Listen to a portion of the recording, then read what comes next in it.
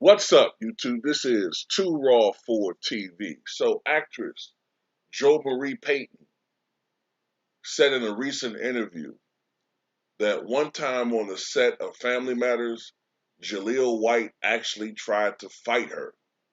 Okay, she said it happened during the ninth season, which I believe was the final season. I believe that's the year the show had been canceled on ABC, but CBS picked it up for that last season. And in this particular episode, I think it was the episode where Jaleel White was going to be playing his quote unquote gangster cousin OG. And there was a particular scene that Jaleel White wanted to film and the writers wanted to film, but Jo Marie Payton, who I believe went by Jo Marie Payton Noble at that time, at least she was married at that time, she said that the scene would have been against TV standards and practices, and it wouldn't have flew. Jaleel White flew into a tangent, wanted to film it anyway, asking her, does she want a melee? She didn't know what that meant. He said, do you want to fight? She said, she was going to fight his ass, but then Darius McCrary, who of course played Eddie Winslow, held her back. And she said, looking back on the situation, there's a lot of things about the show that pissed her off.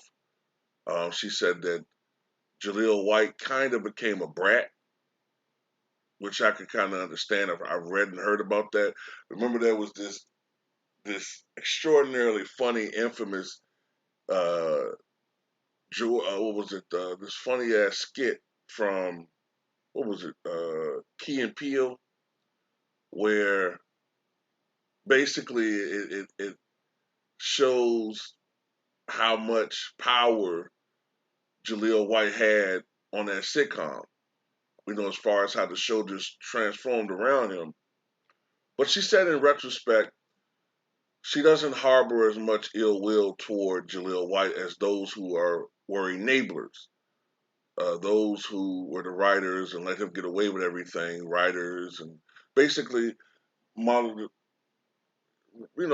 pushed his ego up, modeled the show around him, told him how great he was, blah, blah, blah, blah, blah.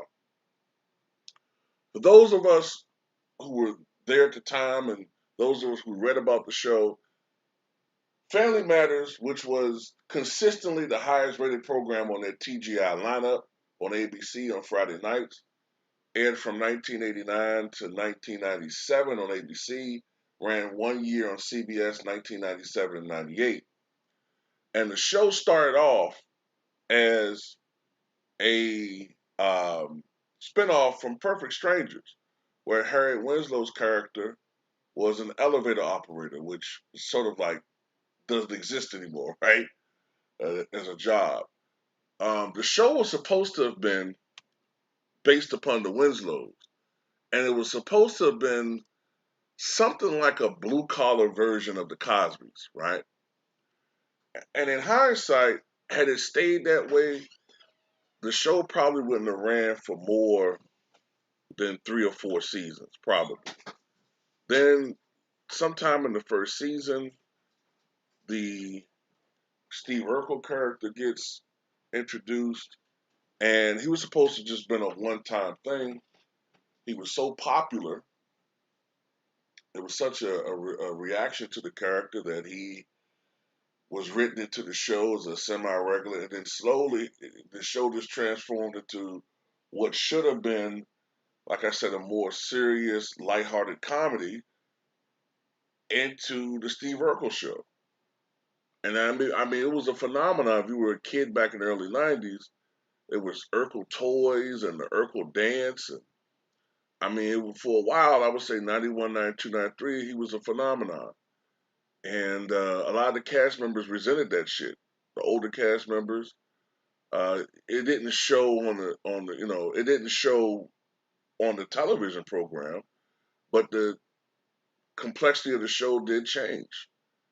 And as a consequence of this, Steve Urkel, aka Jaleel White, I'm pretty sure he's a nice guy, uh, but it did get to him, and he became a bit of a brat, a bit of an asshole.